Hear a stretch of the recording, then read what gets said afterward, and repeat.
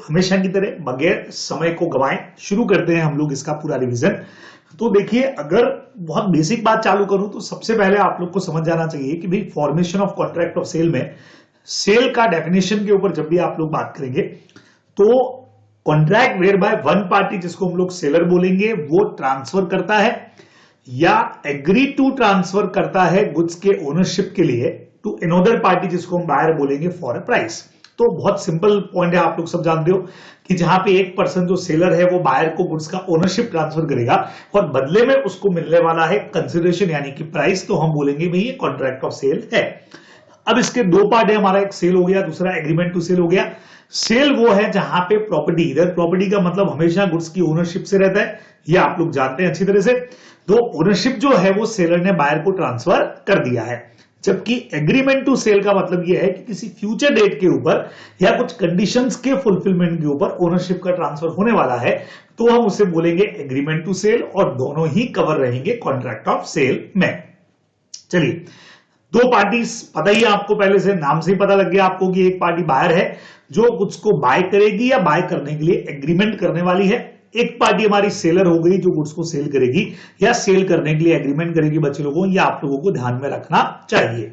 चलिए जी, सबसे important definition में से एक है हमारी गुड्स की डेफिनेशन, बहुत जबरदस्त डेफिनेशन है। तो गुड्स का मतलब every kind of movable property. पहली चीज आपको पता लग गई कि इसमें इमूवेबल गुड्स इंक्लूड नहीं है, ठीक है। सेकेंडली, इसके अंदर एक्शनेबल क्लेम इंक्लूड नहीं है। तीसरे नंबर पर इसके अंदर मनी जो है वो भी इंक्लूड नहीं है। हमने कहा सर मनी क्या चीज होगी? करंट करेंसी जिसमें हम लोग ट्रांजैक्शन करते हैं, जिसमें आप प्राइस पे करोगे, वो गुड्स का डेफिनेशन में नहीं है। सेम उसी तरह से अगर मुझे किसी पर सूट फाइल करके उससे पैसे लेने का राइट है ना, जैसे मेरा बिल रिसीवेबल टाइप हो गया या डेटर वगैरह हो गए जिनसे मुझे पैसा लेने का राइट है, वो एक्शनेबल क्लेम भी गुड्स का डेफिनेशन के अंदर कवर नहीं है। लेकिन गुड्स की डेफिनेशन में stock and shares but obvious है गुड्स की तरह से बिक सकते हैं। Growing crop, grass and things attach to और forming part of the land, जिसको आप एग्री करते हो कि जमीन से अलग करके बेचोगे। और बच्चे लोगों को बहुत सिंपल बात इसमें ये थी, एक एग्जांपल हम लोग क्लास के अंदर भी लेते हैं।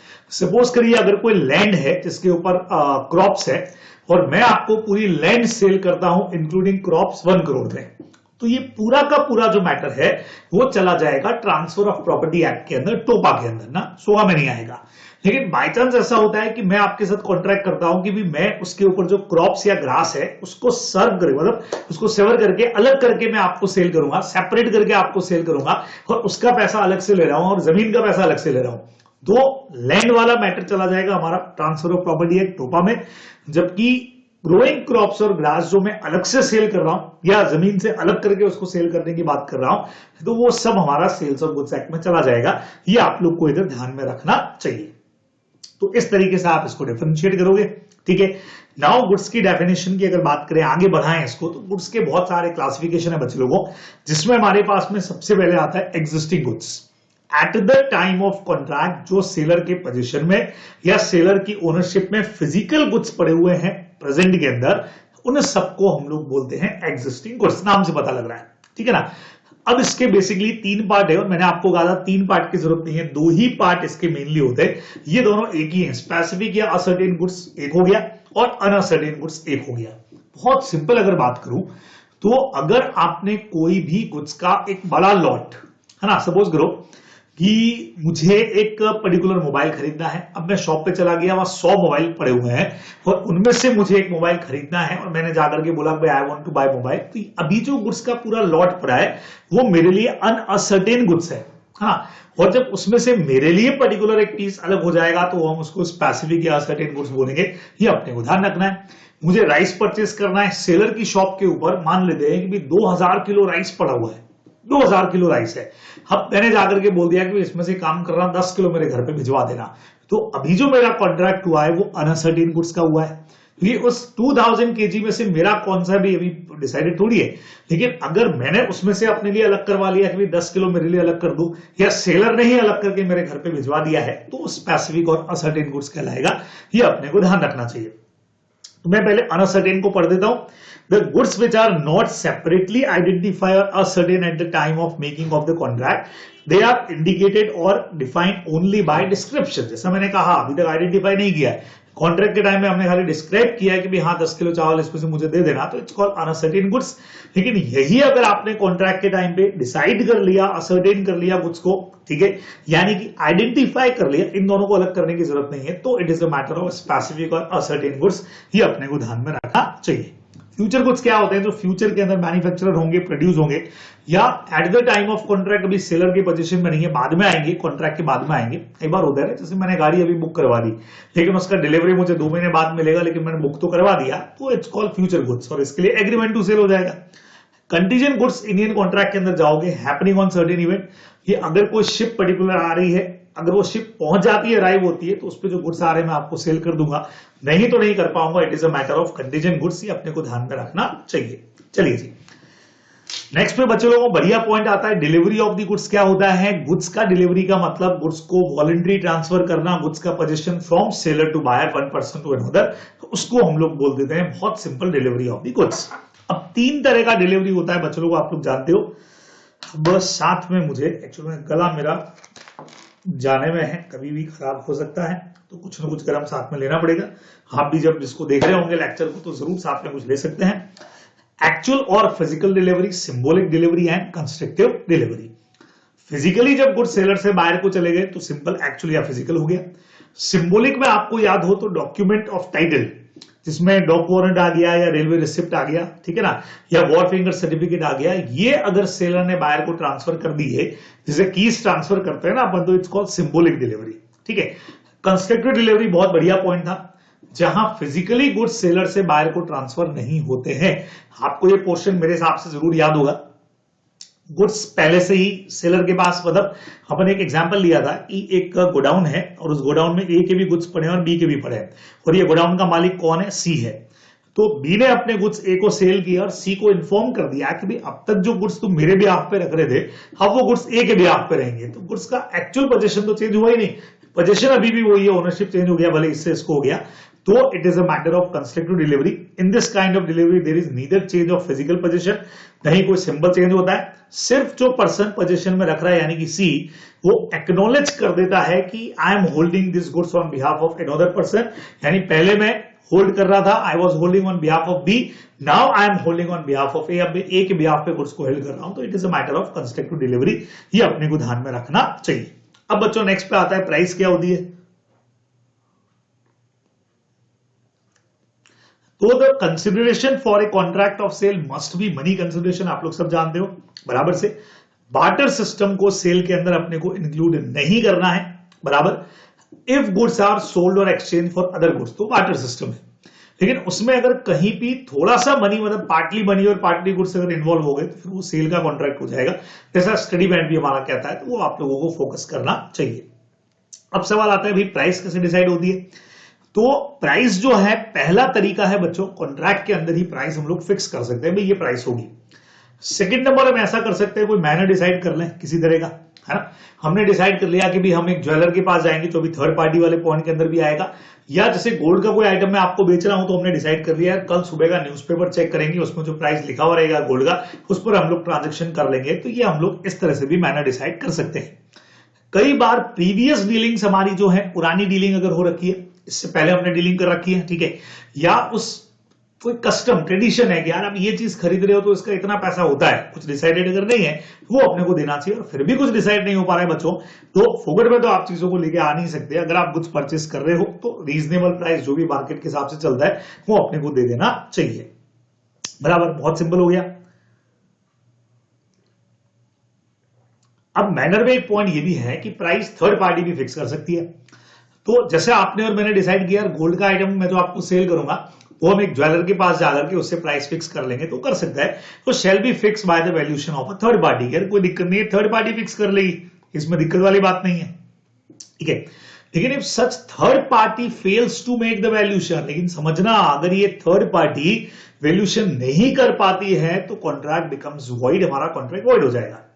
लेकिन कॉन्ट्रैक्ट वॉइड होता मतलब थर्ड पार्टी फेल हो गई, वो डिसाइड नहीं कर पाई, उससे पहले ही बायर ने गुड्स रिसीव कर लिए और उनको यूज कर लिया, अप्रोप्रिएट कर लिया, तो लॉ कहता है कि भैया आप यूज कर लिया तो पासी कॉन्ट्रैक्ट भी होता है ना, रीजनेबल प्राइस तो आपको देना पड़ेगा, है ना। सम टाइम थर्ड पार्टी को इन्फ्लुएंस कर दिया या प्रिवेंट कर दिया बायर या सेलर ने फिक्स करने के लिए, प्राइस फिक्स करने के लिए। मैंने एक एग्जांपल दिया था क्लास के अंदर, जहां मैं हमेशा आपको कहता हूं मैं अपनी कार बेचना चाह रहा हूं और हमने डिसाइड किया कि यार एक वैल्यूअर के पास जाएंगे, वो कार की वैल्यू निकालेगा। अब मैंने उसको पहले से इन्फ्लुएंस करके रखा है कि यार कार का प्राइस ज्यादा कोट करना, तो उसमें से मैं तुझे भी शेयरिंग दे दूंगा, तो इट मींस मैं उसको इन्फ्लुएंस कर रहा हूं वहां पे, या कई बार प्रिवेंट कर रहा हूं। तो ऐसे केस में इनोसेंट पार्टी जो है वो डैमेजेस डिफॉल्टी पार्टी से रिकवर करेगी। तो थर्ड पार्टी जो है वो एकदम इंडिपेंडेंट होनी चाहिए, ना बायर का फेवर करे ना सेलर का फेवर करे, जो सही है वो सही है, ये ध्यान में रखना है। और अगर उसने चीटिंग करने का ट्राई किया तो इनोसेंट पार्टी डिफॉल्टी पार्टी से डैमेजेस रिकवर करेगी, ये भी आप लोग यहां ध्यान में रखने वाले हैं। Now document of title of goods क्या होता है भाई? अभी आपको ऊपर मैंने बताया, जहां गुड्स का पोजीशन ट्रांसफर करने के लिए ऑर्डिनरी कोर्स ऑफ बिजनेस में एक ऐसा डॉक्यूमेंट होता है जो ये शो करता है कि यार गुड्स का पोजीशन आपके पास में है। और जब हम लोग सिंबॉलिक डिलीवरी करते हैं गुड्स की, तो कई बार हम लोग डॉक्यूमेंट ऑफ टाइटल जो है उसको ट्रांसफर कर देते हैं। अब इसकी लिस्ट आप लोग को ध्यान में रखना है। बिल ऑफ लीडिंग हो गया, डॉक वारंट हो गया, वेयर हाउस कीपर का सर्टिफिकेट हो गया, वॉर फिंगर सर्टिफिकेट हो गया, रेलवे रिसिप्ट हो गई, वारंटी ऑर्डर हो गया, वारंट और order for the delivery of the goods, ये अपने को ध्यान में रखना चाहिए।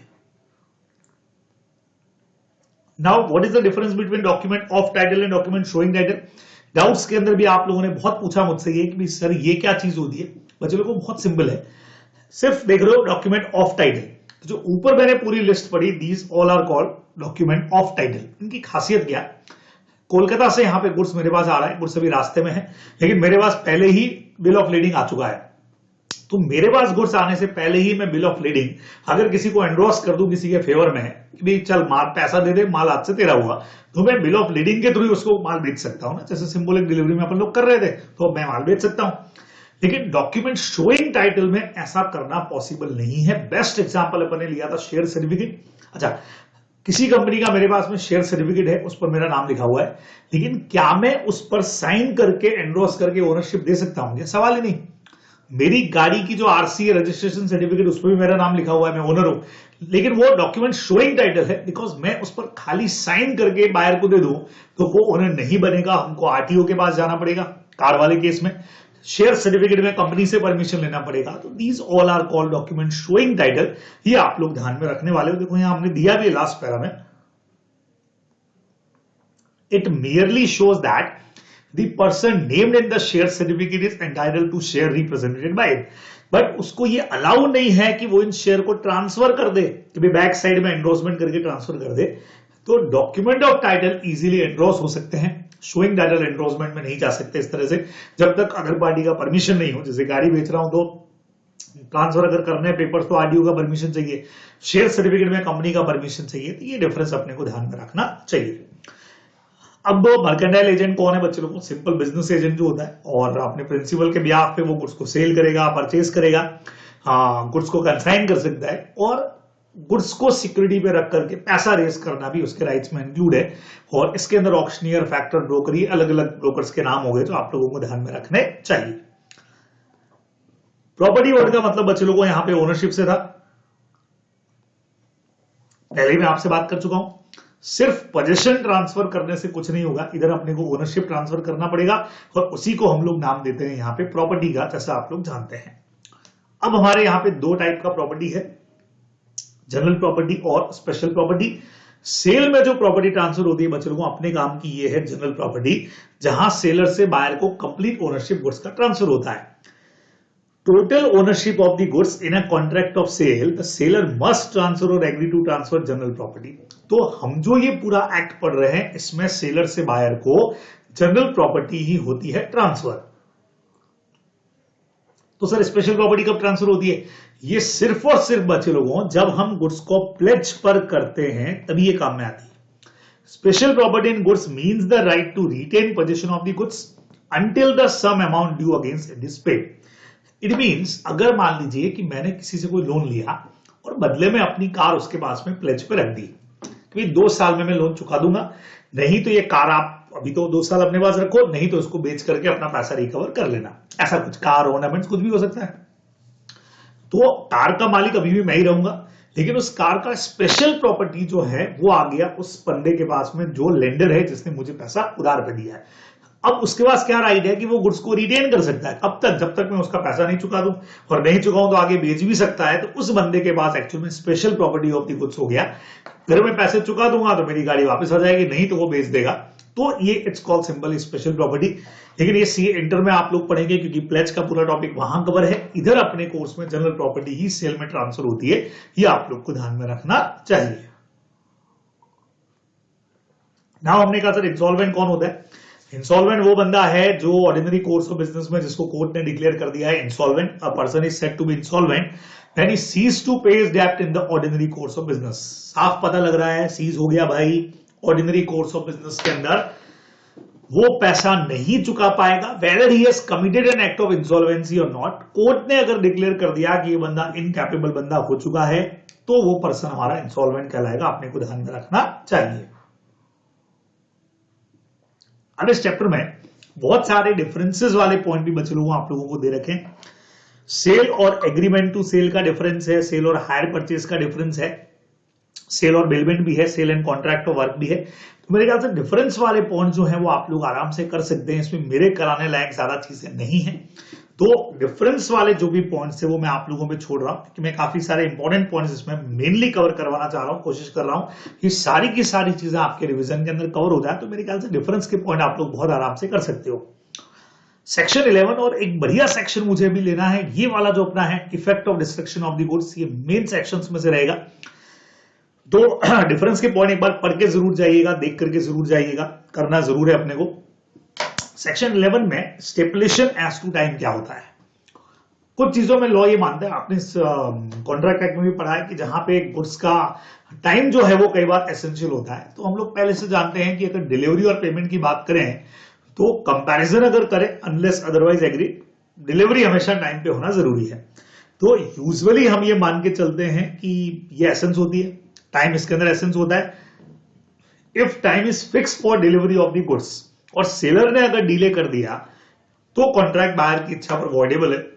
ये भी आप जानते हो, मैंने कहा था 3 दिन में डिलीवरी चाहिए, 3 की जगह आपने 4 दिन में डिलीवरी किया तो बायर की मर्जी पे है, चाहे तो गुड्स को एक्सेप्ट कर सकता है, चाहे तो गुड्स को रिजेक्ट कर सकता है। ये अपने को इधर ध्यान में रखना चाहिए, ठीक है, बराबर। अच्छा, पेमेंट की जहां तक बात करें तो वैसे तो एसेंस होता नहीं है, पेमेंट बाद में भी आएगा तो चलता है, लेकिन अनलेस अदरवाइज एग्रीड का मतलब पार्टीज चाहें कि नहीं भैया पेमेंट भी पहले होना चाहिए तो फिर पेमेंट भी एसेंशियल हो जाएगा, ये आप लोग ध्यान रखेंगे। और इसमें अपने पास एक बहुत जोरदार पॉइंट आता है बच्चों, effect of destruction of the goods. अब ये पढ़ के ज्यादा टेंशन नहीं लेनी है, रीजन बहुत क्लियर है। ये सेम वही पोर्शन है जो आप लोगों ने इंडियन कॉन्ट्रैक्ट एक्ट के अंदर पढ़ा है, एग्जैक्टली ये वाला पोर्शन वही है। वहां 2 चीजें आपने पढ़ी, कॉन्ट्रैक्ट में एंटर होने से पहले ही गुड्स डिस्ट्रॉय थे, सेक्शन नंबर 56 उठा करके देख लेना, या वॉइड कॉन्ट्रैक्ट वगैरह के अंदर आपने पढ़ा हुआ है इसको, इनिशियल इम्पॉसिबिलिटी और एक होती है सुपरवेनिंग इम्पॉसिबिलिटी। तो ये जो पहला पॉइंट आप देख रहे हो it is same as initial impossibility, और इसके बाद वाला जो देख रहे हो ये वाला, ये आपका सुपरवेनिंग इम्पॉसिबिलिटी वाला पॉइंट है। तो सेक्शन 7 और 8 क्या कहता है, if the contract have already been perish, sorry, if the goods have already been perish before making the contract. मतलब आज मैं आपके साथ कॉन्ट्रैक्ट कर रहा हूं गुड्स को सेल करने का, लेकिन मुझे नहीं पता कि भाई गुड्स पहले ही हमारे डिस्ट्रॉय हो चुके हैं, and the seller had no knowledge of the perishing of the goods. बेचारे सेलर को भी नहीं पता है कि जो गुड्स उसने बेचने का कॉन्ट्रैक्ट किया वो तो ऑलरेडी खत्म हो चुके हैं, डिस्ट्रॉय हो चुके हैं, then the contract of sale is void. Law कहता है भैया इधर कॉन्ट्रैक्ट ऑफ सेल हो जाएगा absolutely void. The term perishing का मतलब खाली फिजिकल डिस्ट्रक्शन नहीं है, बच्चे लोगों को ध्यान रखिएगा। हो सकता है गुड्स तो पड़े हो, जैसे सीमेंट वाला अपना एग्जांपल था, कमर्शियल वैल्यू गुड्स की खत्म हो गई हो तो भी उसको डिस्ट्रक्शन ही मानेंगे, बराबर। It also include the cases जहां पे गुड्स का कमर्शियल वैल्यू खत्म, जैसे सीमेंट के बैग है, अब अगर वाटर टच हो गया उनसे और वो स्टोन में कन्वर्ट हो गए तो पड़े तो हैं सीमेंट के बैग, ये ले भाई ले जा उठा करके, लेकिन अपन जानते हैं कि उसका जो कमर्शियल वैल्यू है वो खत्म हो चुका है, उसको भी पैरिशिंग ऑफ द गुड्स बोलेंगे। तो सेक्शन 7 कहता है कॉन्ट्रैक्ट में एंटर होने से पहले ही गुड्स थे, स्पेसिफिक गुड्स थे, पर्टिकुलर कोई मोबाइल था, किसी तरह का कोई कप था, कुछ भी हो सकता है, कोई पर्टिकुलर गुड्स हमारे थे। तो ऐसे गुड्स अगर हमारे पास में थे तो हम ध्यान रखेंगे कि भैया कॉन्ट्रैक्ट में एंटर होने से पहले वो डिस्ट्रॉय हो गए, पार्टीज को बेचारों को पता ही नहीं है, तो हमारा एग्रीमेंट इधर वॉइड ही होने वाला है। कॉन्ट्रैक्ट लिखते हैं अपन यहां तो वॉइड हो गए, अपने को ध्यान रखना है, ठीक है। अपन ने बायलैटरल मिस्टेक के अंदर भी इस तरह की चीजें पढ़ी है, लेकिन अगर ये गुड्स पैरिश हुए after agreement to sale, agreement तो हो गया लेकिन ओनरशिप अब तक बायर को ट्रांसफर नहीं हुई थी, तब भी इफेक्ट वही रहेगा बच्चों, गुड्स डिस्ट्रॉय हो गया लेकिन दोनों में से किसी की पार्टी की गलती नहीं है, गलती नहीं थी, दोनों में से किसी की गलती नहीं थी, एग्रीमेंट कर लिया था, कॉन्ट्रैक्ट होने वाला था, उससे पहले वो डिस्ट्रॉय हो गए, दोनों पार्टीज की गलती नहीं है, तब भी अपना कॉन्ट्रैक्ट वॉइड हो जाएगा, अपने को ध्यान में रखना है। तो 7 और 8 में बस यही डिफरेंस है, एक में पहले से डिस्ट्रॉय था, एक में बाद में हो गया, लेकिन अल्टीमेटली रहेगा दोनों में contract of sale becomes void, अपने को ध्यान में रखना है। लेकिन ये रूल काम करेंगे सिर्फ स्पेसिफिक गुड्स के लिए जो अलग से आइडेंटिफाई हो चुके हैं। यही अगर कॉन्ट्रैक्ट अनसर्टेन गुड्स का होता, 2000 केजी राइस पड़े थे, मैंने बोला 100 केजी राइस मेरे घर पे भेज देना, अभी तक उसने 100 केजी राइस मेरे लिए अलग नहीं किए और गोडाउन में आग लग गई और सारे गुड डिस्ट्रॉय हो गए, तो लॉ कहता है यहां पे कॉन्ट्रैक्ट वॉइड नहीं होगा even if the entire stock of goods is destroy. भाई और किधर से मंगा करके सप्लाई करो, कुछ भी करो, लेकिन कॉन्ट्रैक्ट वॉइड नहीं होगा। हाँ, पार्टीज आपस में एग्री करके वो इन कॉन्ट्रैक्ट में आप पढ़ते हो ना, कॉन्ट्रैक्ट को रेमिट कर दे, फ्री कर दे, रिसाइन कर दे तो बात अलग है, अदरवाइज कॉन्ट्रैक्ट चालू रहेगा और parties remain liable to fulfil their obligation, आपको अपने ऑब्लिगेशंस पूरे करने ही पड़ेंगे, ये अपने को इसमें ध्यान में रखना चाहिए। तो बढ़िया पॉइंट में से एक है सेक्शन 7-8 तो है ये, प्लस इसको भी आप लोग पढ़ करके जाने वाले हैं। चलिए एक बेसिक कंसेप्ट यहां मैंने खत्म किया। नाउ हम लोग बात करते हैं कि भाई कंडीशनल वारंटीज क्या है, बहुत इंपॉर्टेंट चैप्टर में से एक है। पिछली बार सेल बाय सैंपल के ऊपर जो है वो question direct I think theory question आ चुका है, तो इस बार मैंने कुछ एक वारंटीज इंपॉर्टेंट की लिस्ट में आपको बताई है, एक आध कंडीशन भी बताई है और केवीएट एडिटर का जो पॉइंट है इस चैप्टर का वो मैंने मोस्ट इंपॉर्टेंट के अंदर लिखा है कि भाई आने के पूरे चांसेस बनेंगे तो पढ़ना चाहिए। चलिए कंडीशन क्या होती है, ये एक ऐसा एलिमेंट है जो कॉन्ट्रैक्ट के लिए एसेंशियल है, कॉन्ट्रैक्ट के मेन पर्पस के लिए, और सबसे बढ़िया बात ये वो है जो बायर खुद ही बता देता है सेलर को कि भैया मुझे गुड्स चाहिए तो इस क्वालिटी के चाहिए, ये मेरा कंडीशन अगर पूरा होता है तो गुड्स चाहिए, नहीं तो नहीं चाहिए। वारंटी का मतलब क्या होता है, ये हमेशा कोलेटरल पार्ट होता है, आप लोग जानते हैं, ये एसेंशियल नहीं है, कोलेटरल पार्ट है, ठीक है। ये सेलर से बायर की तरफ आती है, न कि बायर से सेलर की तरफ। डिफरेंस बहुत क्लियर है, एक एसेंशियल पार्ट प्ले करता है, एक कोलेटरल पार्ट प्ले करता है। एक कंडीशन जो है वो बायर से सेलर को है, जबकि वारंटी सेलर से बायर को है। अब बढ़िया चीज ये बच्चों कि अगर कंडीशन कैंसिल हो गया, अगर कंडीशन मान लीजिए कि पूरा नहीं हुआ, तो उस केस में एग्री पार्टी क्या कर सकती है, ब्रीच ऑफ कंडीशन के केस में कॉन्ट्रैक्ट भी कैंसिल करेगी, साथ में डैमेजेस या फिर दोनों डिमांड कर सकती है। मतलब कॉन्ट्रैक्ट कैंसिल कर सकती है, डैमेजेस या फिर दोनों ही चाहिए। लेकिन अगर वारंटी ब्रेक होता है बच्चों तो कॉन्ट्रैक्ट कैंसिल करने का राइट तो तुमको नहीं, तुम लोग जानते हो गुड्स रिपेयर हो जाएंगे, एक्सचेंज हो जाएंगे जब वारंटी पीरियड में होते हैं, लेकिन कॉन्ट्रैक्ट कैंसिल थोड़ी होता है, तो इधर सिर्फ डैमेजेस क्लेम कर सकते हो, अपने को ध्यान में रखना है। और जो बहुत जबरदस्त पॉइंट है जिसका कनेक्शन मेरे अगले वाले पॉइंट से एग्जाम के हिसाब से मोस्ट इंपॉर्टेंट हो सकता है, सेक्शन नंबर 13 जबरदस्त वाला, ब्रीच ऑफ कंडीशन को आप ब्रीच ऑफ वारंटी मान सकते हो, लेकिन ब्रीच ऑफ वारंटी को ब्रीच ऑफ कंडीशन नहीं मान सकते। यानी कंडीशन ब्रेक हो गई, अब तुमको लॉ ने बोला कि भैया चुन लो क्या चाहते हो, या तो कॉन्ट्रैक्ट कैंसिल कर दो या डैमेजेस ले लो या दोनों ले लो। हमने कहा नहीं सर, हम लोग कॉन्ट्रैक्ट कैंसिल नहीं करेंगे, हम सिर्फ डैमेजेस लेंगे।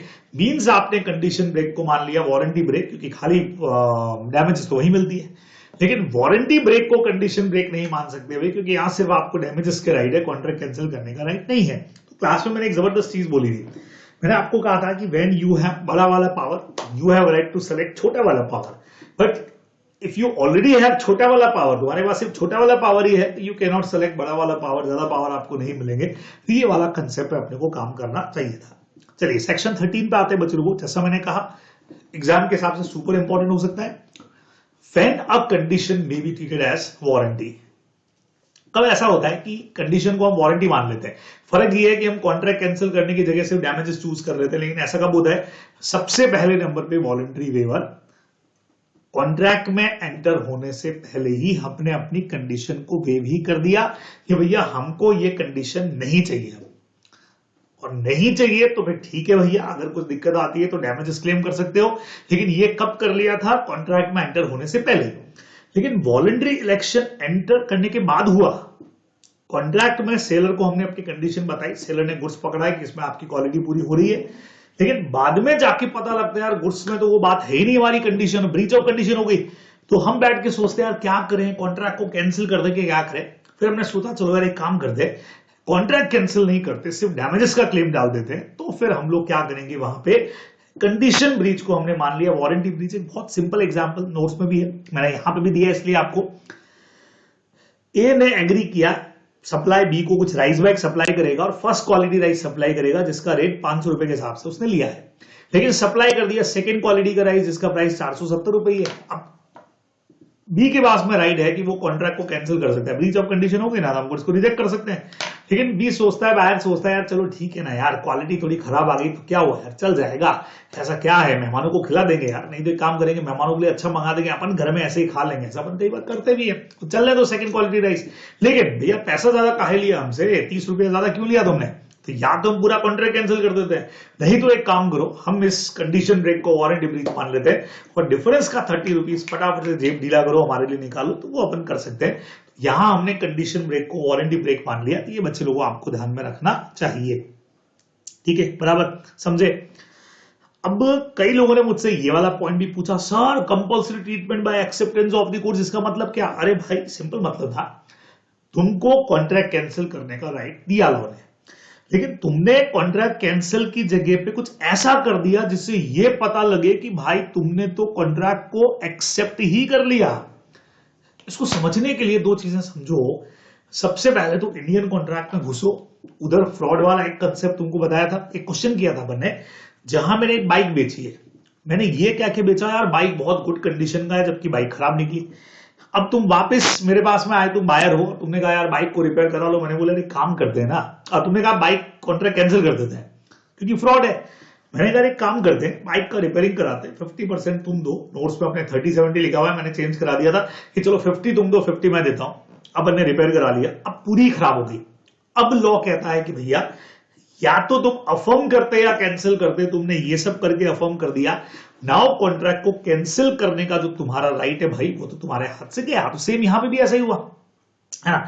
आपको याद हो तो फ्रॉड में एक और कंसेप्ट था, प्रोस्पेक्टस में मिसस्टेटमेंट था। हमारे पास में राइट है कि हम कॉन्ट्रैक्ट को कैंसिल कर सकते हैं, लेकिन हमने क्या किया, डिविडेंड एक्सेप्ट कर दिए, कॉल मनी पे कर दिया, now we want to cancel the contract, तो फिर लॉ इसकी परमिशन आपको नहीं देगा बच्चे लोगों, ये अपने को ध्यान में रखना चाहिए। ऐसे ही कुछ यहां हुआ, where the contract is not separable, भैया कॉन्ट्रैक्ट सेपरेटेबल नहीं है, and buyer has accepted whole और any part of the goods, आपने एक्सेप्ट कर लिए, तो अब बाद में जाके आप सिर्फ वारंटी डिमांड करोगे, भाई कॉन्ट्रैक्ट कैंसिल करने का राइट तो तुम्हारे हाथ से गया। बहुत सिंपल है। अच्छा कैसे मान ले कि गुड्स एक्सेप्ट कर दिए उसने, वही अपना सेल ऑन अप्रूवल बेसिस की तरह से गुड्स को किसी को आगे रीसेल कर दिए, प्लेज पे रख दिए, गिफ्ट वगैरह दे दिए, और आपने सेलर को इंटीमेट ही नहीं किया कि you are rejecting the goods, कि तुम गुड्स को रिजेक्ट कर रहे हो, बेचारे को पता ही नहीं, और गुड्स के साथ कुछ ऐसा कर लिया, तो वो मान लगे कि भैया गुड्स तो आपके हो गए। ज्यादा से ज्यादा डैमेजेस क्लेम कर लो आप, कुछ भी गुड्स में प्रॉब्लम है तो, लेकिन कॉन्ट्रैक्ट कैंसिल करने का राइट आपके हाथ से निकल जाएगा, ये अपने को इसमें ध्यान में रखना चाहिए। ये मेन पॉइंट्स हो गए। एक आध यूजेस और ट्रेड वाला पॉइंट भी नोट्स में दे रखा है, लेकिन मुझे मेन ये 3 पॉइंट बढ़िया लगते हैं इसके अंदर कि मेन एग्जाम में लिखने लायक है, आप लोग ध्यान रखेंगे।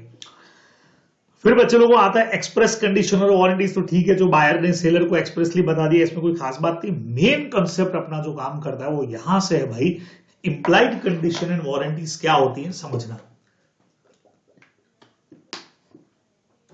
It is a condition which the law implies into contract of sale. Law कहता है कि हमारी तरफ से हम चाहते हैं कि सेलर जो है वो इन कंडीशंस को फॉलो करे बायर के लिए, और अगर इनमें से कोई भी कंडीशन ब्रेक हुई, टूटी फूटी कुछ भी हुआ, तो सेलर जो है वो रिस्पॉन्सिबल है डैमेजेस पे करने के लिए, प्राइस पे करने के लिए। मतलब बायर जो है वो कॉन्ट्रैक्ट को कैंसिल कर पाएगा, पूरा कॉन्ट्रैक्ट कैंसिल, भैया माल पकड़ो वापस, पैसा पूरा वापस लाओ, साथ में डैमेजेस का क्लेम भी करेंगे, ध्यान में रखना है। पहला पॉइंट बहुत जोरदार है, जबरदस्त है। The seller has right to sell the goods and if the seller titles turn out to be defective, कल को कोई चोरी की कार सेलर ने आपको बेच दी और 5 लाख रुपया लेके चोरी की कार बेच दी, रियल ओनर को पता लगा, उसने पुलिस कंप्लेन किया, आपके पास से वो कार वापस चली गई बायर के पास से, यानी कि सेलर का जो टाइटल था वो डिफेक्टिव था, तो बट ऑब्वियस है यहां पे बायर क्या करेगा, बच्चे लोगों गुड्स तो पहले चले गए, यहां गुड्स तो गई है, तो बट ऑब्वियस है वो पूरा प्राइस अपना वापस से डिमांड करेगा और साथ में डैमेजेस भी क्लेम कर सकता है। ये अपने को इधर ध्यान में रखना चाहिए। This is called condition as to title, title का मतलब भी होता है ownership. Second number sale by description. कई बार सेलर ने गुड्स के बारे में कुछ डिस्क्रिप्शंस दे दिए, गुड्स की क्वालिटी वगैरह के बारे में, और अगर वो नहीं निकलता है तो it is a matter of breach of condition, buyer यहां पे भी गुड्स को रिजेक्ट कर सकता है। तो जैसे आप लोग देख रहे हो, इसने सेलर ने बोला था कि भैया पेपर सिल्क की चीजें हैं, लेकिन जब सप्लाई हुआ तो पता लगा कि पेपर सिल्क की जगह कोई और चीज दे दिया है। इंप्लाइड कंडीशन तो ये है कि पेपर सिल्क ही दोगे, अगर आपने कुछ और सिल्क दे दिया तो यहाँ पे बायर जो है वो कॉन्ट्रैक्ट को कैंसिल कर सकता है। ये अपने को ध्यान में रखना चाहिए। अब सेल बाय सैंपल क्या हुआ, कई बार बायर जो है मतलब गुड्स खरीदने गया तो सेलर ने क्या किया कि उसको एक सैंपल दिखा दिया कि सर ऐसे गुड्स हम आपको सप्लाई करेंगे, और बायर ने सैंपल अप्रूव कर दिए। तो इंप्लाइड कंडीशन ये है कि जो आप बल्क में सप्लाई कर रहे हो वो सैंपल के हिसाब से होंगे। सपोज करो कि मैं ऐसा कोई कप परचेज करने के लिए जाता हूं, मुझे बल्क में कप चाहिए, तो जो सेलर है उसने मुझे कप का क्वालिटी और एक सैंपल दिखाया कि जब ये कलर आपको मिल जाएगा, कलर भी यही है चाहिए था मुझे, और ये उसका क्वालिटी रहेगा। भाई ठीक है भैया, मैंने सब कुछ चेक कर लिया, सब कुछ ओके है, डन है। तो अब लॉ क्या कहता है कि इट इज इंप्लाइड कंडीशन कि जो भी गुड्स मुझे सप्लाई होंगे वो अकॉर्डिंग टू दैट सैंपल होंगे, और नहीं हुआ तो मैं गुड्स को कैंसिल कर सकता हूं, कॉन्ट्रैक्ट कैंसिल कर सकता हूं। अब समझना, लेकिन ये इंप्लाइड कंडीशन बच्चे लोगों, कॉन्ट्रैक्ट कैंसिल कर सकता हूं, सही है एकदम। अब क्या होगा, कॉन्ट्रैक्ट कैंसिल कब करूं, दो बातें होंगी। कुछ ऐसे डिफेक्ट्स होते हैं जो छुपे हुए हैं, जो मुझे स्टार्टिंग में ऑर्डिनरी इंस्पेक्शन करने से नहीं मिले। मतलब दो चीजें हो सकती हैं, एक तो ये कि जब गुड्स सप्लाई हुए, देखना यहां एक बहुत बढ़िया चीज लिखी है बच्चों, the seller is not liable for apparent और visible defect which can be discovered by examination. अब जब गुड्स में मैंने 2000 कप का ऑर्डर दिया, कप मेरे पास में आए, मेरे सामने कप रखे हुए हैं, मैंने एक कप को उठा करके देखा और उसी वक्त मुझे पता लग रहा है कि यार ये कलर जो हमने अप्रूव किया था वो नहीं है, या ये जो क्वालिटी मुझे दिख रही है ये वो तो है ही नहीं, मुझे उसी वक्त कॉन्ट्रैक्ट को रिजेक्ट कर देना चाहिए। बाद में अगर करना चाहूंगा यूज लेने के बाद में तो नहीं कर पाऊंगा। These are called visible defects, वो आपको उसी वक्त देख लेने चाहिए थे। लेकिन कुछ ऐसे डिफेक्ट्स होते हैं बच्चों जिनको लेटेंट डिफेक्ट बोलते हैं, जो ऑर्डिनरी इंस्पेक्शन से पता नहीं चलते। मतलब ये ऑर्डिनरीली मुझे लगा यार लग तो वैसा ही रहा है भैया, बिल्कुल कलर वलर तो सब सेम है, ओके है, मैंने इसको विजिबली तो सब सही है, लेकिन जब उसको यूज में लेना शुरू किया, देखना यहां पे क्या लिखा है, ये डिस्कवर कब होते हैं डिफेक्ट्स, जब या तो यूज में लोगे या अगर इन उसको कल को लेबोरेटरी में भेज के चेक करोगे तो डिफेक्ट्स पता लगेंगे। तो जब हमने इनको यूज में लेना शुरू किया तो 2 बार यूज में लेने के बाद ही यहां पे क्रैक्स आने शुरू हो गए, या इनका जो कलर है गायब होना शुरू हो गया। ठीक है, तो हमको समझ में आया कि यार ये वो क्वालिटी तो नहीं है जो सेलर ने हमको दिखाई थी, वो तो बहुत जोरदार क्वालिटी थी, लेकिन ये तो क्वालिटी गड़बड़ है। लेकिन अब सेलर बोलता है आपको एक्सेप्ट करते हुए देखना चाहिए था। क्यों करूं भाई, लॉ मुझे इंप्लाइड कंडीशन देता है कि तुम्हारा ड्यूटी है कि जो सैंपल दिखाया था उसके हिसाब से गुड दोगे। अभी भी अपने को कॉन्ट्रैक्ट कैंसिल करने का राइट मिलने वाला है, आप लोग ध्यान रखेंगे। तो जैसा मैंने आपको बोला वैसे एक एग्जांपल यहां पे भी दे रखा है, अपने नोट्स में भी है, तो मैंने ऑलरेडी आपको ये कप वाला एग्जांपल दे दिया, तो उसी से मैच करता है, आप लोग ध्यान रखेंगे। कई बार क्या होता है, दोनों चीजें हैं, condition as to sample as well as description. आपने डिस्क्राइब भी किया और सैंपल भी दिया, तो क्या ड्यूटी बनती है सेलर का कि जो भी गुड्स देगा वो सैंपल और डिस्क्रिप्शन दोनों के ही अकॉर्डिंग होने चाहिए। किसी भी एक के अकॉर्डिंग नहीं हुआ तो मामला गया। अगेन कप का एग्जांपल लेता हूं, सेलर ने बोला कि सब मैं आपको बढ़िया बोन चाइना के कप जो है वो सप्लाई करूंगा। ओके भैया, बोन चाइना कप आप मुझे सप्लाई करोगे, और क्वालिटी दिखा दिया कि साहब ये उसका रहेगा क्वालिटी। मैंने देख लिया, मतलब डिस्क्राइब भी कर दिया तुमने और मुझे सैंपल भी दिखा दिया। अब क्या हुआ, जब गुड्स सप्लाई हुए तो गुड्स जो डिस्क्राइब किए थे तुमने उसके हिसाब से तो थे, मतलब बोन चाइना के तो थे, लेकिन जो सैंपल दिखाया उसके हिसाब से नहीं थे, क्योंकि ये सैंपल बोन चाइना का था ही नहीं। बात समझ में आया तुमको? समझना, डिस्क्राइब किया था बोन चाइना, लेकिन जो दिखाया वो बोन चाइना नहीं था, वो कोई और क्वालिटी थी। तो मुझे लगा यही बोन चाइना होता होगा भाई जो तुम दिखा रहे हो, मैंने अप्रूव कर दिया। अब जो गुड्स आए उसमें दो बातें होंगी, या तो बोन चाइना के होंगे तो सैंपल के अकॉर्डिंग नहीं होंगे, और अगर सैंपल के अकॉर्डिंग होंगे तो फिर वो उस बोन चाइना के नहीं होंगे।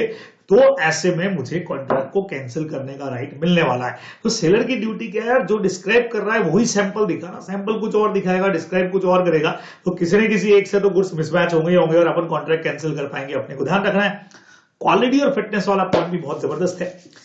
जब यहां बायर ने सेलर को बता दिया है कि भैया ये मेरा पर्पस है और मैं तुम पर भरोसा कर रहा हूं, यानी सेलर के जजमेंट या स्किल पे भरोसा कर लिया। कई बार अपन क्वालिटी नहीं जानते तो अपन जाके बोल देते भैया एक बढ़िया कप दे देना, मुझे तुम्हारे हिसाब से बढ़िया निकाल के दे दो। फिर किस पर्पस से चाहिए यार, इस पर्पस से चाहिए। तो इंप्लाइड कंडीशन होगी good shall be reasonably fit for the purpose, कि हमारे पर्पस को सूट करेंगे, और नहीं निकले तो अपने को कॉन्ट्रैक्ट कैंसिल करने का राइट मिलने वाला है, ये अपने को ध्यान में रखना है। ठीक है, लेकिन इसके एक्सेप्शंस भी बहुत जोरदार है। भाई एक्सेप्शंस क्या है? Suffering from abnormality. अब बहुत फेमस अपना है इसके ऊपर एग्जांपल, जो सब बुक्स में भी आपको मिल जाएगा, हेयर डाई वाला जो अपन एग्जांपल लेते हैं, कि अगर बायर खुद ही, बायर ने जाके बोला सब एक बढ़िया सा डाई देना, एकदम सर में बढ़िया लगे, जोरदार बाल चमक जाए, ऐसा बढ़िया डाई दो, तो उसने क्या किया, हेयर कलर दो बढ़िया सा, उसने बढ़िया एकदम लॉरेल का या गार्नियर का बढ़िया सा आपको दे दिया, लगाया। अब इस बंदे को एक्चुअल में हेयर कलर के केमिकल से इन्फेक्शन है, तो अब इसमें सेलर का गलती नहीं होगा बेचारे का, ये तो बायर को खुद को भी पता नहीं था बेचारे को अब तक, तो और पता है तो आपको बताना चाहिए था, नहीं भी पता है तो चलो अब पता लग गया, लेकिन इसके लिए seller will not be responsible, क्योंकि कॉमनली वो सबके लिए बढ़िया है, खाली उस बंदे के लिए गड़बड़ है, वो एबनॉर्मलिटी है, ये अपने को ध्यान में रखना चाहिए, तो यहाँ seller will not be responsible. अगर आपके मोर देन वन यूजेस है तो आपको बताना चाहिए था सामने वाले को, यार मेरे ये गुड्स के यूजेस हैं। कई बार ऐसे गुड्स होते हैं जिनके एक से ज्यादा यूजेस हैं, तो आपको बता देना चाहिए था कि क्या यूज है। बेस्ट एग्जांपल अपन ने इसमें लिया था ये हेसन क्लोथ वाला, कि एक पैकिंग स्टफ आप खरीद के लाए, सेलर को जाके इतना बोला कि यार एक बढ़िया पैकिंग मटेरियल देना, उसने आपको दे दिया, उसको क्या पता कि तुम लोगों को पैकिंग क्या करना है। नॉर्मली पैकिंग मटेरियल का मतलब गिफ्ट्स पैक करने होंगे, हम उसमें एक पर्टिकुलर तरह का फ्रेग्रेंस है उस पैकिंग मटेरियल में, और इन लोगों ने क्या किया, फूड उसके अंदर पैक कर दिए, खाने पीने की चीजें, तो सब में स्मेल चलेगी। अभी आप बायर सेलर पे केस करना चाह रहे हो, नहीं कर सकते, क्योंकि आपको फिर सेलर को अपना रिक्वायरमेंट क्या पर्पज है बताना चाहिए था। सेल बाय पेटेंट और ट्रेडमार्क बचो। कई बार ये होता है कि जैसे जाकर के मैंने उसको एक पर्टिकुलर ब्रांड डिमांड कर लिया कि मुझे तो उषा स्विंग मशीन ही चाहिए, सेलर के स्किल पे भरोसा नहीं कि आपने पर्टिकुलर ब्रांड डिमांड कर लिया, आपको अपनी कुछ रिक्वायरमेंट थी जो आपने जाकर के चेक करी गूगल पे, अच्छा ये रिक्वायरमेंट मेरे इस वाले मॉडल में है, तो आपने बगैर सेलर के स्किल पे भरोसा किए जाके मॉडल बताया, उसने वो सप्लाई कर दिया। अब उसमें वो क्वालिटीज अगर नहीं मिल रही है तो सेलर रिस्पॉन्सिबल नहीं होगा। और बच्चे लोगों को बढ़िया चीज बताऊं, केवेड एम्प्टर में भी लिखा हुआ है एक्सेप्शन के अंदर, बायर भी रिस्पॉन्सिबल नहीं होगा, क्योंकि जब आप पर्टिकुलर कंपनी के ब्रांड पे भरोसा कर रहे हो, उन्होंने जो एडवर्टीजमेंट किया उस पर भरोसा कर रहे हो, तो बेचारा सेलर तो रिस्पॉन्सिबल है नहीं, उसकी स्किल पे थोड़ी खरीदा है आपने। हाँ, आप उसको बोलोगे कंपनी को रिटर्न करो, वो कर देगा, कंपनी विल बी रिस्पॉन्सिबल, न सेलर न बायर, इधर कोई भी रिस्पॉन्सिबल होने वाला नहीं है। नेक्स्ट पॉइंट कहता है भाई condition as to merchantable quality. Sir ये क्या होता है बच्चे लोगों, जो भी चीजें होंगी मर्चेंटेबल होंगी, याद करो, पेन है तो लिखेगा, है ना, लाइट है तो जलेगी, सीमेंट है तो स्टोन में कन्वर्ट नहीं होगी, घड़ी है तो बराबर टाइम दिखाएगी। ये जो बेसिक क्वालिटीज गुड्स की हैं वो चेक करने का जरूरत नहीं होता, वो तो गुड्स में होंगी, नहीं है तो आपको कॉन्ट्रैक्ट को कैंसिल करने का राइट मिलने वाला है। और यही चीज जब खाने पीने की चीजों के ऊपर लग जाए तो it is called wholesomeness. As per this condition eatable या फूड स्टफ जो है वो आपके हेल्थ के लिए बढ़िया होंगे, ह्यूमन कंजम्पशन के लिए बढ़िया होंगे, नहीं तो बट ऑब्वियस है आप गुड्स कॉन्ट्रैक्ट कैंसिल करोगे और पैसे वापस आएंगे, प्लस साथ में डैमेजेस क्लेम भी करोगे, ये अपने को ध्यान में रखना चाहिए। तो इन पर ही सबसे ज्यादा कंफ्यूजन होता है एग्जाम के अंदर, जैसे सैंपल लगाएंगे, डिस्क्रिप्शन लगाएंगे, मर्चेंटेबिलिटी लगाएं, तो अगर तुमको एक से ज्यादा कई बार आंसर दिख रहा हो कि अगर इसमें तो सैंपल भी दिख रहा है और मर्चेंटेबिलिटी भी दिख रहा है, तो दोनों लगा के आ जाओ यार, लेकिन टेंशन लेने की जरूरत नहीं, इतना से पोर्शन में कंफ्यूजन है तो आप दोनों लगा के आइए, टेंशन मत लीजिए। अब इंप्लाइड वारंटी इसके लॉ इंपोज करता है, और सबसे बढ़िया बात, अगर वारंटी ब्रेक हुई तो सिर्फ कॉन्ट्रैक्ट कैंसिल करने का राइट, मतलब कॉन्ट्रैक्ट कैंसिल करने का राइट नहीं मिलेगा, सिर्फ you can claim damages, means buyer can claim only damages. अब इसमें क्या है, पहला वाला पॉइंट बच्चों, undisturbed possession, same as condition as to title, आपको मैं पहले ही बता चुका हूं, जो भी कुछ आप परचेस कर रहे हो उस पर आपका पोजीशन अनडिस्टर्ब रहेगा, कोई और ओनर है ऐसा नहीं होगा, और अगर हुआ तो इंप्लाइड वारंटी तो है ही है, this point is same as condition as to title, तो हम यहां पे कॉन्ट्रैक्ट कैंसिल करेंगे, पैसा भी मिलेगा, डैमेजेस भी मिलेंगे। जो भी गुड्स आप खरीद रहे हो वो पहले से किसी के पास मॉर्गेज पे नहीं है। एक भाई ने क्या किया कि अपने गुड्स प्लेज पे भी मॉर्गेज पे रख दिए, किसी से लोन लिया मॉर्गेज पे रख दिए, और वही गुड्स किसी और को बेच भी दिए, तो गलत है ये तो, है ना। तो ये जो बंदा है जिसको आपने बेचे हैं वो बट ऑब्वियस सेलर से डैमेजेस रिकवर करेगा कि यार तुमने प्लेज पे रखे हुए माल मुझे बेच दिए, मुझे प्लेज से छुड़वाने पड़ गए, पैसा देना पड़ गया, तो तुम दोगे मुझे, तो ये चीज अपने को ध्यान में रखना है, डैमेजेस क्लेम होगी। फिर बच्चों वो बहुत कॉमन सा पॉइंट था, अगर गुड्स का कोई भी डेंजरस नेचर है उसके यूज करने का, उसको ओपन करने का, और उस पर प्रिंटेड नहीं है, तो सेलर का ड्यूटी है बायर को बताए, नहीं बताया और बायर को नुकसान हो गया तो सेलर विल बी रिस्पॉन्सिबल। तो disclosure of nature of the goods में आप लोग ध्यान रखोगे। और यूजेस ऑफ ट्रेड का एक मैटर होता है, कई सारी चीजें हमारी ट्रेडिशन में होती है, जिसमें बेस्ट एग्जांपल हम रेडीमेड गारमेंट का लेते हैं। ये गारमेंट में रेडीमेड गारमेंट खरीद के ले आया और मुझे फिट नहीं हो रहे हैं तो I have right to change, या चेंज कर दो इसको। तो रेडीमेड गारमेंट में इंप्लाइड वारंटी होती है कि वो आपको चेंज करके देंगे। तो एक कॉमन सा कंसेप्ट होता है कि सारे रेडीमेड गारमेंट्स में होता है, भले ही वो पर्टिकुलर टाइम के लिए हो, फिर 1 वीक में आप चेंज करवा लेना, 2 वीक में करवा लेना, लेकिन एक ट्रेडिशन है उस बेस पे फिर अगर गुड्स बराबर नहीं है तो आपको एक्सचेंज का चेंज का राइट मिलता है। ये एक इंप्लाइड वारंटी होगी, ये अपने को ध्यान, कॉन्ट्रैक्ट कैंसिल नहीं कर सकते आप, बस यहाँ पे ध्यान रखोगे। और इन्हीं सारे पॉइंट्स पे बच्चे लोगों अपना केवे रेमडर है, जितने आपने एक्सेप्शंस पढ़े वो सारे केवे रेमडर के अंदर कवर है। एक्सेप्शंस वाले पॉइंट में सिर्फ मीनिंग आपको बताने जा रहा हूं। तो केवे रेमडर का मतलब होता है बायर को अवेयर रहना चाहिए भाई, buyer have to aware about purchase about या at the time of purchasing goods. Seller कभी भी अपने गुड्स के डिफेक्ट्स को डिस्क्लोज करने के लिए बाउंड है ही नहीं, समझ रहे हैं। ये फ्रॉड में भी अपन ने पढ़ा था कि keeping silence is not fraud, भाई मैं क्यों बताऊंगा अपने गुड्स का डिफेक्ट्स, मैं क्यों बताऊंगा। तो seller is not bound to defect disclose defect. बायर की ड्यूटी बनती है कि वो गुड्स को क्या करे, प्रॉपर तरीके से एग्जामिन करे। तो ये एग्जामिन करने का जो ड्यूटी बनने वाला है बच्चे लोगों, ये प्योरली बायर के सर पे है कि बायर एग्जामिन करे और देखे कि गुड्स उसके पर्पस के लिए सुटेबल है या नहीं है। While making purchase of the goods, the buyer depend upon his own skill. Seller की स्किल पे भरोसा कर लेते हो तो अभी मैंने आपको पॉइंट पढ़ा दिया था मर्चेंटेबिलिटी वाला, ठीक है ना, हाँ, क्वालिटी और फिटनेस वाला। अब यहां पे अगर आपने क्या किया कि सेलर पे भरोसा नहीं किया, लेकिन खुद के स्किल के हिसाब से अगर आप गुड्स को चूज कर रहे हो तो अपनी गलतियों के लिए आप भी जिम्मेवार हो। Seller will not be responsible, आप सेलर को रिस्पॉन्सिबल नहीं करोगे जब तक उसने फ्रॉड नहीं किया हो। तो बायर भी अवेयर का मतलब यही है कि जब हम गुड्स खरीदने जाते हैं तो गुड्स को पूरा चेक करके लाना हमारी ड्यूटी बनता है। लेकिन इसके एक्सेप्शंस के अंदर हमारी इंप्लाइड कंडीशन थी, कंडीशन एज टू टाइटल भी था, सैंपल भी था, डिस्क्रिप्शन भी था, ये आप लोग जानते हो। तो एग्जाम्पल बहुत सीधा से मैंने यहां दिया है। A purchase a horse from B, A need the horse for riding but he did not mention this fact to B, ठीक है। The horse is not suitable for riding but is suitable only for being driven in the carriage में काम में आता था। तो केवे रेमडर का रूल यहाँ एप्लीकेबल होगा क्योंकि आपने सेलर को अपना पर्पस बताया नहीं, तो खराब चूज किया तो आप जानो। तो अभी यहाँ पे आपको डैमेजेस वगैरह लेने का, रिजेक्ट करने का राइट नहीं मिलेगा। आपको सेलर को बताना चाहिए था अपना क्या पर्पस है, नहीं तो आप खुद ही चेक करके ला रहे हो तो आप खुद ही रिस्पॉन्सिबल हो, अपन लोग ध्यान में रखेंगे। तो ये बायर बिहेवियर का रूल हमारा यहाँ पे काम करता है। और इसके एक्सेप्शंस में फ्रॉड के या मिस रिप्रेजेंटेशन के अलावा जो इंप्लाइड कंडीशंस मेनली हमने पढ़ी, सैंपल हो गया, उसके अलावा sample as well as description हो गया, या क्वालिटी फिटनेस हो गया, वो सब लगने वाली है, ये ध्यान में रखेंगे। तो ये एक पोर्शन भी हमारा यहाँ आकर के होता है कंप्लीट। चलिए नेक्स्ट की तरफ बढ़ेंगे। हाँ जी, किधर गया भाई, चलिए भाई। तो चैप्टर 3 पे हम लोग अगला जो हमारा कंसेप्ट है transfer of ownership and delivery of the goods पे अगर बात शुरू करें बच्चे लोगों, तो प्रॉपर्टी का मतलब हम लोग पहली बात कर चुके हैं कि भाई प्रॉपर्टी का मतलब होता है ओनरशिप से, और यहां पर हम लोग बात करने वाले हैं कि ओनरशिप जो है वो सेलर से बायर को होती है ट्रांसफर, उसको कब होती है और उसके क्या रूल्स यहां पे काम करते हैं। पहला कंसेप्ट बहुत सिंपल था कि रिस्क जो है हमेशा प्राइमा फेसी हम लोग मान के चलते हैं कि जो भी ओनरशिप जाएगी उसके साथ में रिस्क का ट्रांसफर भी होगा, बट ऑब्वियस है, यानी अगर ओनरशिप जो है वो सेलर के पास ही है अभी तक, तब तो रिस्क भी सारी गुड्स की सेलर की है, और अगर वो बायर को ट्रांसफर हो चुकी है तो बट ऑब्वियस है बायर विल बी रिस्पॉन्सिबल, ही अपने को ध्यान में यहाँ पे रखना चाहिए था। Whosoever is the owner of the goods, वो लॉस को बेयर करेगा, ये हमारा छोटा सा कंसेप्ट था। अब गुड्स की ओनरशिप के रूल्स क्या है बच्चे लोगों को समझना बहुत सिंपल है। अगर हमारे गुड्स स्पेसिफिक और असर्टेन गुड्स हैं तो लॉ कहता है कि जनरल रूल ये कहता है कि जिस वक्त भी पार्टीज का इंटेंशन होगा ओनरशिप ट्रांसफर करने का तब ओनरशिप ट्रांसफर होगी, और अगर उनका कोई इंटेंशन नहीं है तो दो बातें होंगी, गुड्स जो है डिलीवरेबल स्टेट में होंगे या डिलीवरेबल स्टेट में नहीं होंगे।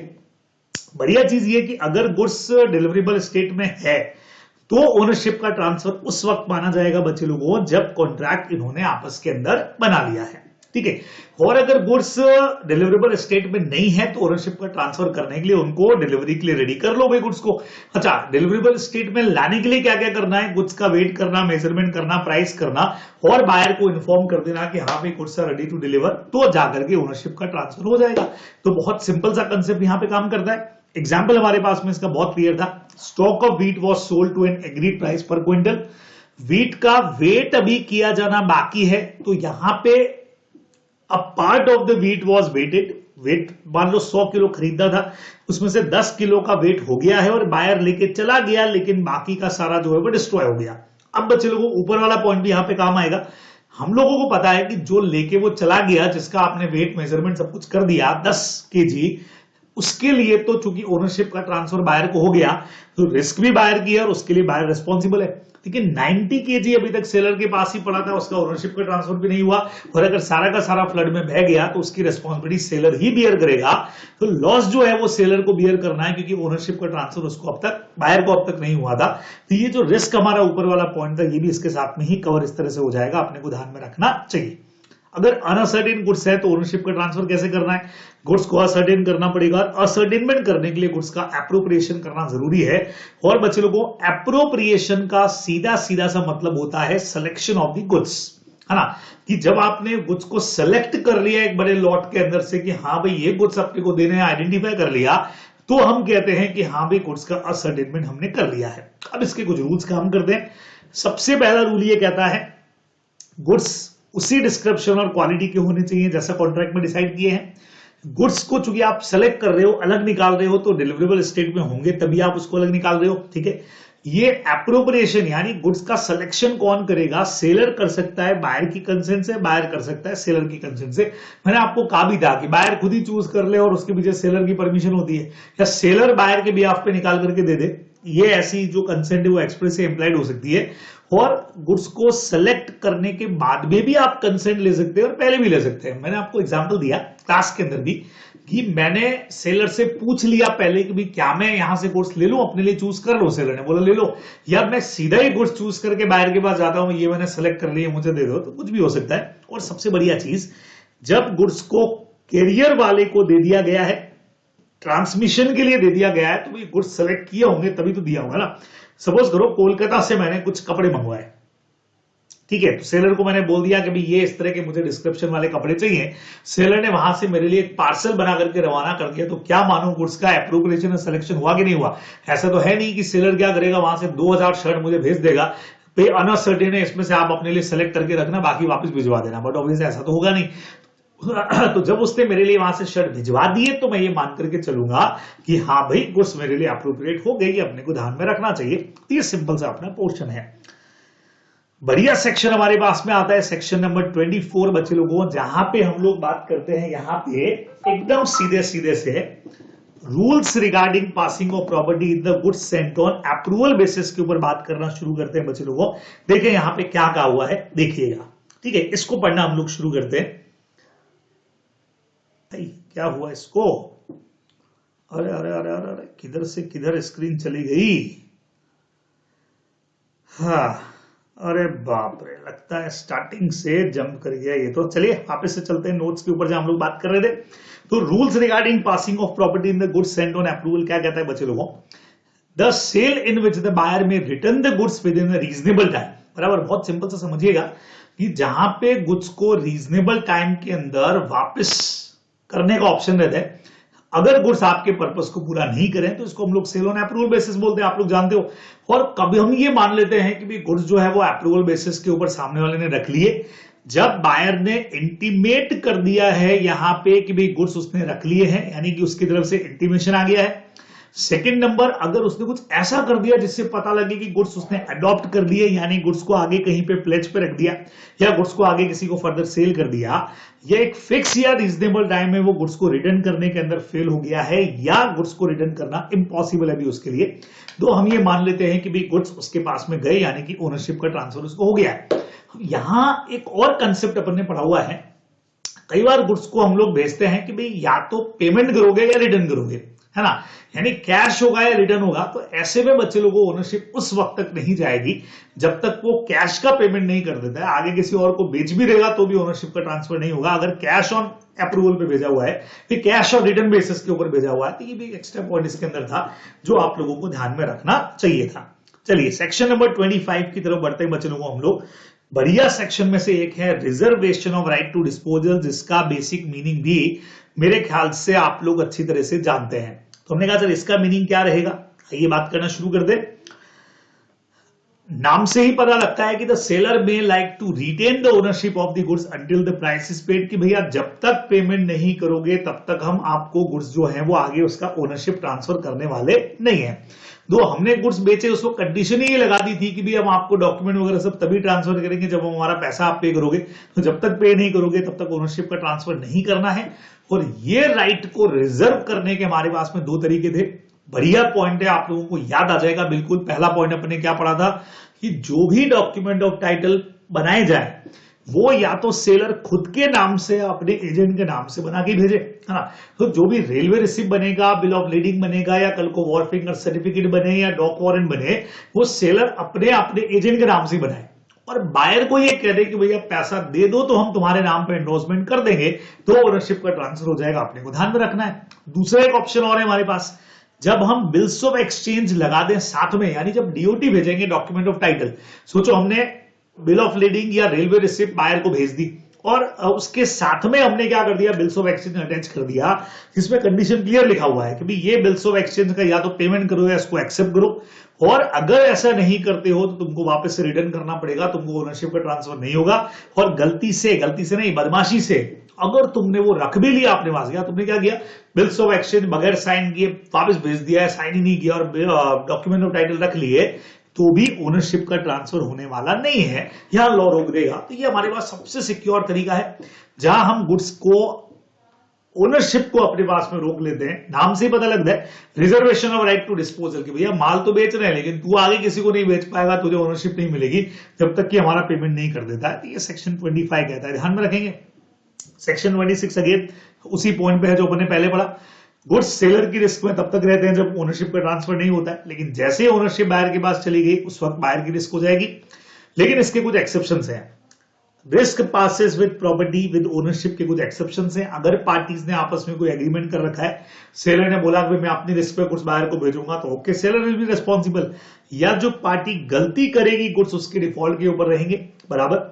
ट्रेड कस्टम्स अगर ऐसे हैं कि नहीं भैया जो है वो हमेशा बायर की होगी या सेलर की होगी, तो बियर करेगा। और ये वाला पॉइंट तो ऊपर वाले पॉइंट से मैच करता है कि एज ए बेली ड्यूटी बनती है आपकी गुड्स को लुक आफ्टर करने की, और आपने नहीं किया तो उस केस के अंदर जिसने गलती की है, जिस बेली ने, वो रिस्पॉन्सिबल होगा। अपने को ध्यान में रखना है। अच्छा, पार्टी डिफॉल्ट में आपको याद हो तो मैंने एक एग्जांपल दिया था कि जहां गुड्स को मैंने सेल कर दिया, मुझे एज अ सेलर मुझे पता है ओनरशिप का ट्रांसफर हो चुका है, बायर जाने उसका काम जाने, और मैंने गुड्स को उठाकर के बाहर गोडाउन के बाहर रख दिया और बारिश में सारे गुड्स खराब हो गए। तो यहां ओनरशिप तो बायर की है, लेकिन गलती जो कि सेलर की है, पार्ट इन डिफॉल्ट वो है, या एज अ बेली उसकी ड्यूटी थी गुड्स को लुक आफ्टर करने की। यहां पे seller will be responsible to pay damages या कॉम्पनसेशन टू बायर। ये अपने को ध्यान में रखना चाहिए था। चलिए, चैप्टर का सबसे जबरदस्त पॉइंट, सबसे बड़ा पॉइंट, जहां एक नॉन ओनर ओनरशिप का ट्रांसफर कर सकता है कि नहीं, हम उस पर बात करेंगे बच्चे लोगों। कॉमन पॉइंट है named it caught non habit. अगर मेरे पास में कोई चोरी के गुड्स हैं और मैं आपको बेच दूं और आप उसको गुड फेथ में मुझ पर भरोसा करके खरीद भी लेते हो, तो भी ओनरशिप का ट्रांसफर होने वाला नहीं है। अभी अभी हमने कंडीशन एज टू टाइटल पढ़ा था कि भैया आपको ओनरशिप का ट्रांसफर तो नहीं होगा भाई, बराबर। चोरी के गुड्स अगर बेच दूं तो रियल ओनर आके गुड्स को लेकर के जाएगा, पक्की बात है। लेकिन कुछ एक्सेप्शन है इस रूल के, जहां नॉन ओनर भी ओनरशिप का ट्रांसफर कर सकता है। और पहला पॉइंट है बच्चे लोगों, मर्केंटाइल एजेंट।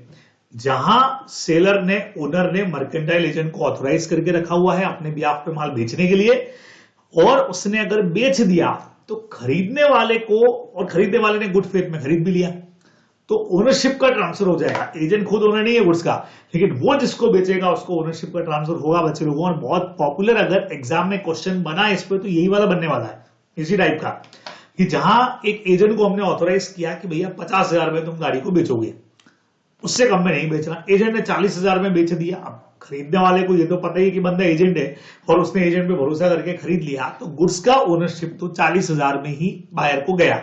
हाँ, 10,000 का जो सेलर का नुकसान है वो एजेंट से वसूल कर ले, लेकिन सबसे बड़ी बात ओनरशिप का ट्रांसफर तो हो गया।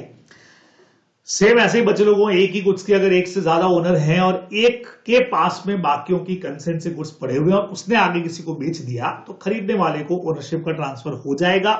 ये सेल बाय जॉइंट ओनर में हम लोग पढ़ते हैं। टाइटल बाय एस्टूपल, एस्टूपल पार्टनरशिप में आप पढ़ते हो, पार्टनर बाय एस्टूपल। कोई एक ऐसा person when the owner of the goods अपने कंडक्ट से विलफुली बायर को लीड देता है कि seller have authority to cell.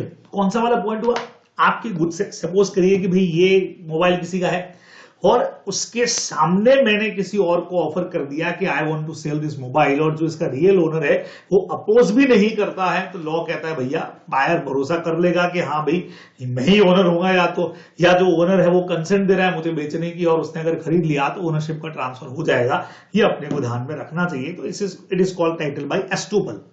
Cell by a person in position under voidable contract. Suppose करो बच्चे लोगों, ये फोन जो है वो मैं किसी से फ्रॉड करके या कोर्जन बंदूक लगा करके, वॉइडेबल कॉन्ट्रैक्ट जो इंडियन कॉन्ट्रैक्ट में पढ़ते हैं, वैसे मैं ये मोबाइल किसी से लेकर के आ गया, ठीक है।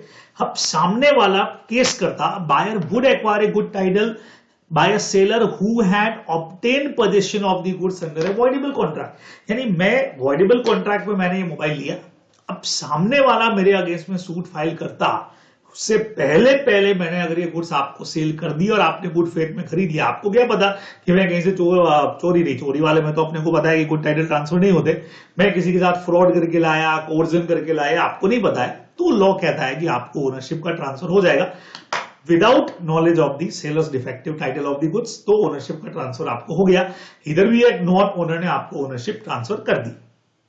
सेम वैसे ही बच्चे लोगों, sale by a seller in possession of goods after their cell.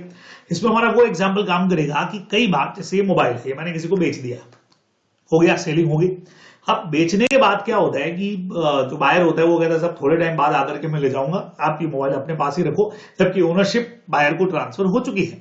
अब उसके जाने के बाद एक और बंदा मेरी शॉप में आता है और सेम मोबाइल में उसको अगर सेल कर देता हूं और बेचारा गुड फेथ में खरीद भी लेता है, तो ओनरशिप कहता है कि जो बाद वाला बंदा है, नया बायर, इसको ओनरशिप का ट्रांसफर हो जाएगा, जबकि बेचने वाले के पास ओनरशिप नहीं है, मैं तो ऑलरेडी ट्रांसफर कर चुका हूं। तो सर पहले वाले बायर को क्या होगा, पैसा रिटर्न मिल जाएगा, डैमेज ले सकता है मुझसे, वो अपने को ध्यान में रखना है। Sale by a buyer obtaining possession before the property in the goods vested to him. मैंने आपको अप्रूवल बेसिस का एग्जांपल दिया था, मैंने आपको गुड्स अप्रूवल बेसिस पे माल बेचा, अभी अप्रूवल बेसिस पे 7 दिन के लिए गुड्स आपके पास में है, तीसरे दिन ही आपने उन गुड्स को किसी और को सेल कर दिया तो उसको ओनरशिप का ट्रांसफर हो जाएगा। भले अभी तक आपके पास में ओनरशिप नहीं आई है, लेकिन लॉ परमिशन देता है कि आगे जिसको बेचोगे उसको ओनरशिप का ट्रांसफर होगा, ये अपने को ध्यान में रखना चाहिए था। Resale by unpaid seller. बच्चे लोगों, अगला चैप्टर अगर आप लोग भी, मैं रिवीजन भी आपको करवाने वाला हूं। आप लोग जानते हो अनपेड सेलर के अंदर उसके पास एक राइट होता है कि वो गुड्स को रीसेल करेगा, और जिसको भी बेचेगा नए बायर को, उसको ओनरशिप का गुड ट्रांसफर होगा, बढ़िया टाइटल ट्रांसफर होंगे, अपने को ध्यान में रखना है। उसके अलावा इंसॉल्वेंसी में जब लिक्विडेटर माल को बेचता है किसी को, तो ओनरशिप का ट्रांसफर होता है। जब फाइंडर ऑफ लॉस गुड्स 2/3 के बराबर खर्चा कर चुका है या पैरिशेबल नेचर के गुड्स है उसने बेच दिए, खरीदने वाले को टाइटल मिलेगा। और किसी से आपने उधार लिया, गुड्स गिरवी रख दिए, पैसा नहीं चुकाया, तो वो भी किसी न किसी को बेचेगा, तो खरीदने वाले को ओनरशिप का बढ़िया ट्रांसफर होगा। भले ही बेचने वाले के पास ओनरशिप नहीं है, लेकिन इन सारे मैटर्स में खरीदने वाले को ओनरशिप का ट्रांसफर हो जाएगा, अपने को ध्यान में रखना चाहिए। ये हमारे सिंपल से प्रोविजंस थे जो यहां आकर के खत्म हो जाएंगे। नाउ डिलीवरी के रूल्स पे बात करते हैं।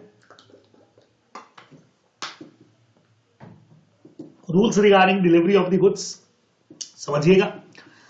Buyer is not bound to deliver the goods unless the buyer makes a demand. छोटे छोटे से रूल है, 1 लाइनर रूल है जो आप लोगों को ध्यान में रखने चाहिए।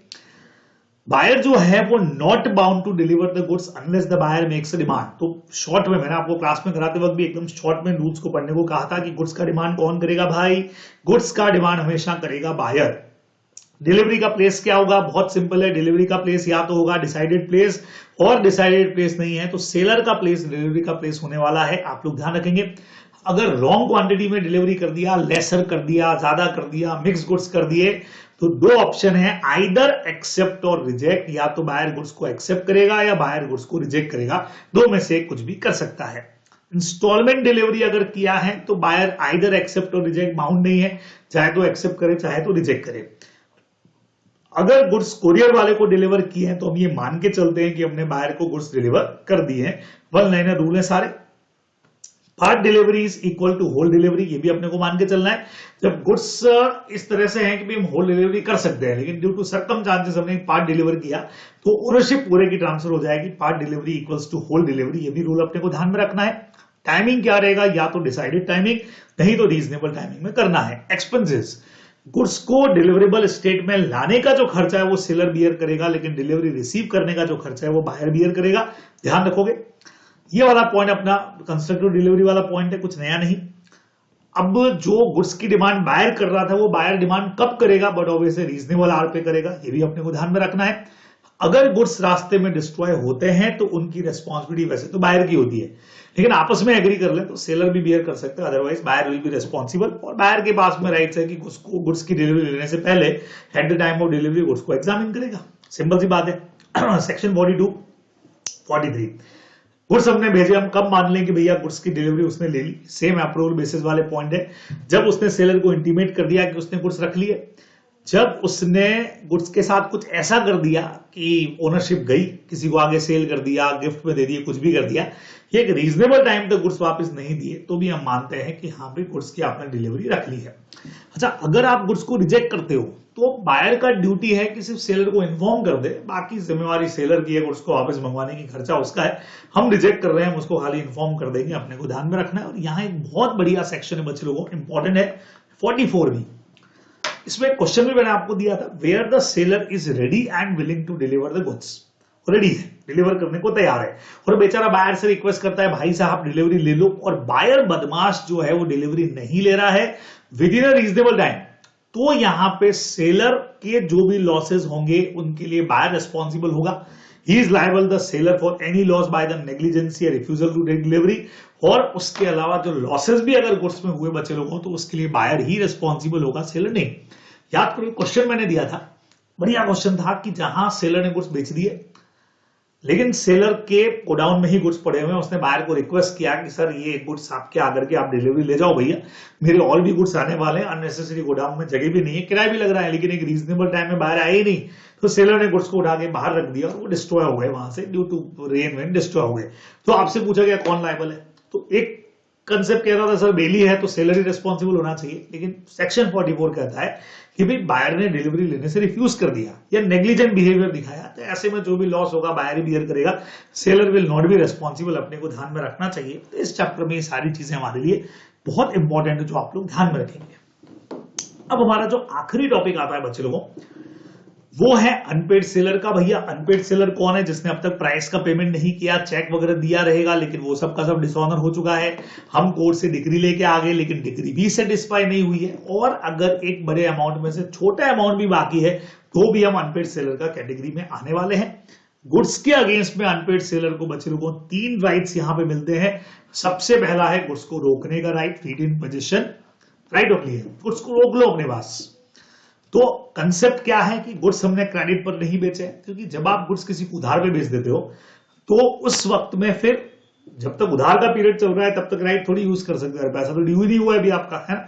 तो या तो गुड्स क्रेडिट पे बेचे नहीं है, और अगर बेचे हैं तो क्रेडिट का टाइम पीरियड एक्सपायर हो गया, ना तो बंदा गुड्स लेके गया ना पैसा दिया, तो गुड्स को रोक लेंगे, या पता लगता है कि बायर बिकम्स दिवालिया, इंसॉल्वेंट, तो भी गुड्स को रोकेंगे रोकेंगे, अपने को ध्यान में रखना है, ठीक है।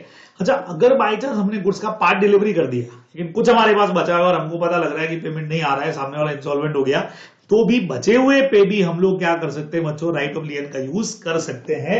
यानी जो बचे हुए गुड्स हैं, कुछ पार्ट हमारे पास जो बचा है उस पे भी हम राइट ऑफ लियन का यूज कर लेंगे, लेकिन कुछ कंडीशन में ये राइट हमारे हाथ से निकल जाएगा, बायर के सेलर के हाथ से गया जब सेलर ने गुड्स कोरियर वाले को दे दिए, जब बायर ने खुद ने पोजीशन ले लिया, सेलर एकदम खुद ही अपने राइट को सेक्रीफाइस कर दे कि ले जा भैया, या बायर ने गुड्स बेच दिए थर्ड पार्टी को और सेलर ने गुड्स को ले जाने दिया उसको, एस्टोबल वाला हमारा पॉइंट, तो भी ओनरशिप का ट्रांसफर हो जाएगा। और जब भी बायर से प्राइस मिल गई सेलर को, तो हम अनपेड है ही नहीं, तो हमारे हाथ से राइट चला गया, ये अपने को ध्यान में रखना चाहिए, ठीक है, बराबर। तो बच्चे लोगों को ध्यान रखोगे, मैंने जैसा आपको बाकी 2 रिवीजन सेट पे भी बोला था कि भाई ये बहुत फास्ट रिवीजन है, यानी सोगा का मैंने फिर भी थोड़ा सा स्लो रिवीजन लिया है, लेकिन ये उन्हीं लोगों के लिए यूजफुल रहेगा जिन्होंने पॉइंट सारे एक बार पढ़े हुए हैं। तो एकदम फटाफट से आप इस लेक्चर को सामने रख करके एकदम फास्टली सुनोगे तो फटाफट आपको सारे पॉइंट रिकॉल होते जाएंगे, रिवाइज होते जाएंगे, उसी पर्पज से हमने बनाया है, ठीक है। Right of stoppage of goods in transit, जब भी लियन वाला मामला आपके हाथ से गया, गुड्स यहां से चले गए लेकिन बायर के हाथ में अब तक नहीं पहुंचे, तो हम ये राइट यूज कर सकते हैं, ये उसी राइट का एक्सटेंशन है, इसको कहते हैं रीगेन पोजीशन, ठीक है। और इसके लिए 2 कंडीशन मेन है, गुड्स ट्रांजिट में होने चाहिए नंबर 1, और बायर इंसॉल्वेंट होना चाहिए, दोनों कंडीशन मस्ट है। दोनों में से एक भी अगर हटी तो ये राइट हम यूज नहीं कर पाएंगे, अपने को ध्यान में रखना चाहिए। अब गुड्स को ट्रांजिट में हम कब तक मान के चलते हैं, इस पूरे का अगर समरी आपको बता दूं मैं बहुत फटाफट से, तो यहां से गुड्स अगर बायर के हाथ में पहुंचने तक, मतलब बायर उनका आकर के डिलीवरी ले, ऐसा जैसे यहां से मैंने कोलकाता गुड्स भेज दिए, तो ट्रांजिट का मतलब ट्रेन से गुड्स भेजे हैं, कोलकाता स्टेशन पे पहुंच गए, लेकिन बायर अब तक डिलीवरी लेने के लिए नहीं आया, तब भी गुड्स को ट्रांजिट के अंदर ही मानना है। और बायर या उसका एजेंट गुड्स को ले, उससे पहले पहले आप ये वाला जो राइट है आपका स्टॉपेज का, आप ये यूज कर सकते हो, ये अपने को ध्यान में रखना चाहिए। एक बार बायर या उसके एजेंट ने गुड्स को ले लिया, या जो कोरियर वाले को आपने गुड्स दी वो बायर का ही एजेंट निकल गया, ठीक है, उस कंडीशन में राइट्स हमारे हाथ से चले जाएंगे। ये इस पूरे का समरी है। ड्यूरेशन ऑफ ट्रांजिट क्या मान के चलना है, बायर या उसका एजेंट जब तक डिलीवरी नहीं लेता या कोरियर वाला एक्नॉलेज नहीं कर देता कि भाई गुड्स बायर के बिहाफ पे मेरे पास में है, भाई कोरियर वाले ने, ट्रांसपोर्ट वाले ने खुद नहीं बायर को फोन कर दिया कि भाई गुड्स आकर के ले जाओ, तो भी हमारा ये राइट हाथ से निकल जाएगा। अच्छा, गुड्स को कैसे रोकना है, बट ऑब्वियस है एक्चुअल पोजीशन से रोकना है। खुद ही वहां पे अपने एजेंट को हमने बोल दिया कि गुड्स पोजीशन में ले लो, या सबसे बढ़िया तरीका जो कैरियर या ट्रक से रेलवे से गुड्स भेजे, तो हमने रेलवे वालों को इन्फॉर्म कर दिया कि सर गुड्स रास्ते में रोक दीजिए, आगे डिलीवरी मत करना क्योंकि बंदा सामने वाला इंस्टॉलमेंट है। तो इस तरीके से आप गुड्स को स्टॉपेज से ट्रांजिट कर सकते हो, ये अपने को ध्यान में रखना चाहिए। अब जब इन राइट्स का यूज कर लोगे तो भैया रीसेल का राइट भी मिलेगा। पेरिशेबल नेचर के अगर गुड्स हैं तो बगैर कोई नोटिस दिए, पैसा नहीं आया तो आप उनको बेच सकते हो, कोई नोटिस देने की जरूरत नहीं है। लेकिन अगर नॉन पेरिशेबल गुड्स हैं तो बट ऑब्वियस है आपको नोटिस देकर के बेचना चाहिए उन गुड्स को।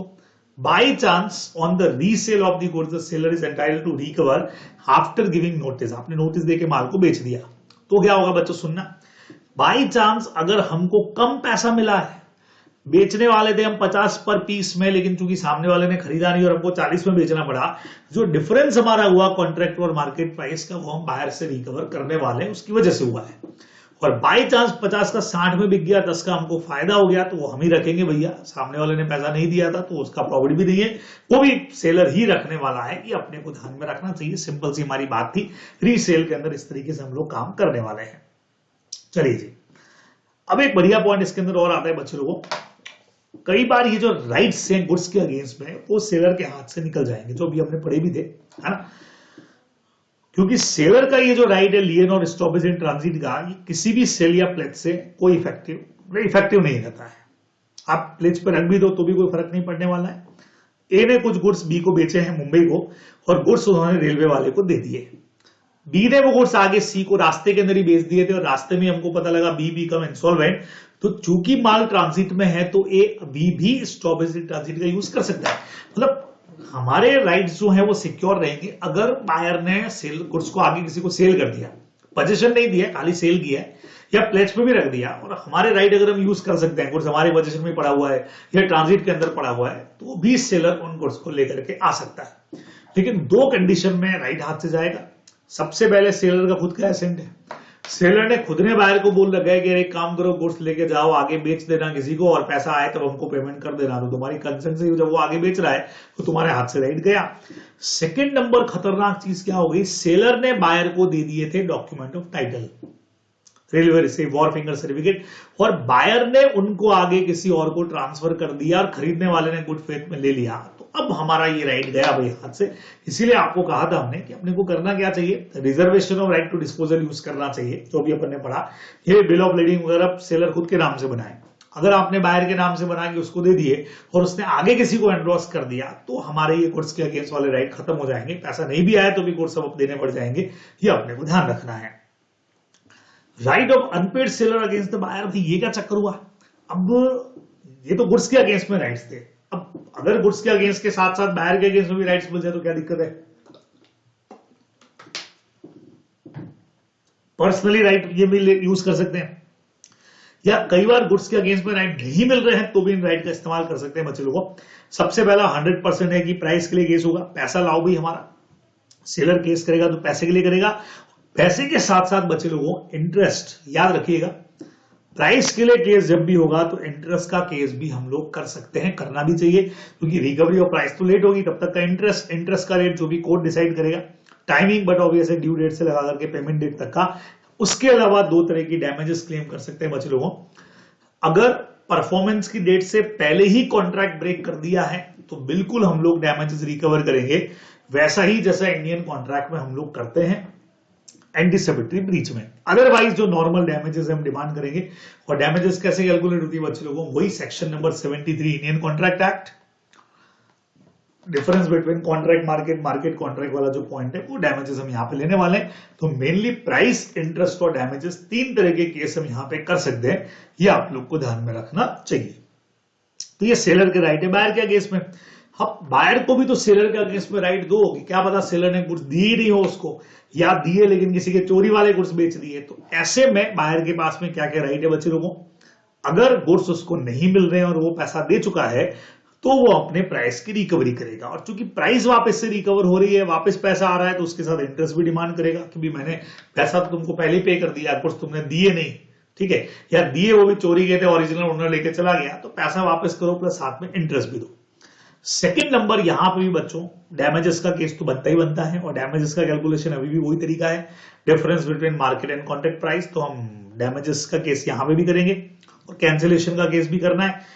उसके अलावा दो केस और बढ़िया है, इंडियन कॉन्ट्रैक्ट में भी आप पढ़ गया है कि हम परफॉर्मेंस का केस भी कर सकते हैं कि भाई हमको डैमेजेस नहीं चाहिए, पैसा भी वापस मत दो, पैसा हम ऑलरेडी दे चुके हैं, तो आप तो हमको परफॉर्मेंस करके दे दो, जो गुड्स हमने डिमांड किए थे, खास करके जो यूनिक गुड्स हमारे हैं या जहां डैमेजेस इनसफिशिएंट है वहां हम ये डिमांड कर सकते हैं, अपने को ध्यान में रखना है। और उसके अलावा बच्चे लोगों, स्यू फॉर ब्रीच ऑफ वारंटी, पहले हम बात कर चुके हैं कि वारंटी ब्रेक में हम डैमेजेस डिमांड करते हैं, तो यहां पे भी वारंटी ब्रीच के लिए आप डैमेजेस डिमांड कर सकते हो। अब कई सारे लोगों ने मुझे एक डाउट पूछा, सर इसका फर्स्ट पॉइंट जो है वारंटी इन डिमिनिशन और extinction of the price, sir ये तो हमको समझ नहीं आया। मैंने एक एग्जांपल दिया था इस पे, आपको समझना। डिमिनिशन या एक्सटिंक्शन का मतलब होता है प्राइस में कमी अगर जो आ गई उसके लिए भी हम डैमेजेस डिमांड करेंगे। सपोज करो मैंने एक एयर कंडीशनर परचेस किया है और पैसा मुझे 2 महीने बाद देना है, उधार पे परचेस किया 3 महीने बाद देना है, क्रेडिट पर खरीदा है, 1 महीने यूज किया था, 1 साल का गारंटी है उसका, 1 महीने यूज करने के बाद ही उसमें कुछ प्रॉब्लम आ गई, सर्विसिंग हुई, कंपनी वालों ने ठीक करवा के दिया। अब चूंकि मुझे एसी का 80,000 रुपया पे कर रहा था, मैं कंपनी को बोलूंगा सर 80,000 में चुका तो देता, लेकिन आपका एसी तो ओपन हो गया है, इसमें तो गड़बड़ निकल गई थी वारंटी पीरियड के अंदर ही, तो मैं अब 80,000 नहीं दूंगा आपको, मैं इसका प्राइस आप रिड्यूस करो, मान लो 60,000 कंपनी ने एग्री कर लिया, तो ये डिमांड भी मैं कर सकता हूं प्राइस कम करवाने की। इसी को कहते हैं डिमिनिशन या एक्सटेंशन ऑफ द प्राइस, ये अपने को ध्यान में रखना चाहिए। बराबर, सिंपल, खत्म हो गया। नाउ हमारे पास आखिरी पॉइंट आता है बच्चे लोगों, ऑक्शन सेल, एकदम लास्ट टाइप का पॉइंट है, आप लोग सब जानते हो। ऑक्शन सेल का मतलब जहां पे बिड के थ्रू प्रॉपर्टी सेल होती है, हाईएस्ट बिडर को प्रॉपर्टी सेल होगी, आप लोग सब जानते हैं। अब हमारे कुछ रूल्स इसके लिए काम करते हैं। सबसे पहला रूल क्या कहता है बच्चे लोगों, हर लॉट, पूरा एक लॉट में आपने गुड्स बेच दी तो हम मान के चलेंगे सबके साथ एक सेपरेट कॉन्ट्रैक्ट है, हर एक चीज के साथ में। कंप्लीट कब होती है, जब वो फॉल ऑफ हैमर तीसरी बार नीचे जाएगा। और ध्यान रखिएगा नीचे जाने के साथ में सोल्ड बोलना भी जरूरी है, क्वेश्चन इस पे कर चुके हैं अपन। हथौड़ा जाने के बाद कस्टमरी मैनर में सोल्ड बोलोगे तो जाके ओनरशिप का ट्रांसफर होगा, ध्यान में रखिएगा। बिडर कभी भी फाइनलाइज हथौड़ा नीचे जाने से पहले पहले अपना बिड विड्रॉ भी कर सकता है, और कोई भी कंडीशन जहां आप उसको विड्रॉ करने से रोको वो होगी एब्सोल्युटली वॉइड, ठीक है। अच्छा, अगर कंडीशन कहें तो every bidder is bound to deposit security before the bid, ये शायद अब आपके उसमें नहीं होगा, नोट्स में इसको चेक करना। हाँ, एक मिनिमम प्राइस इसके अंदर, अच्छा वो भी सकता है कि एक सिक्योरिटी अमाउंट रख लें ताकि हर कोई आकर के पार्ट नहीं ले ले, ठीक है। इफ सेलर या owner wants to take part in the bid, अगर सेलर खुद चाहता है कि वो बिड में पार्ट ले तो उसको अपना ये राइट वहां डिक्लेयर करना पड़ेगा, रिजर्व करना पड़ेगा, एक्सप्रेसली लोगों को बताना पड़ेगा। और बिना बताए अगर उसने पार्ट ले लिया सेलर ने खुद ने, तो बिड उसके लिए अनलॉफुल हो जाएगी, अपने को ध्यान में रखना है, ठीक है।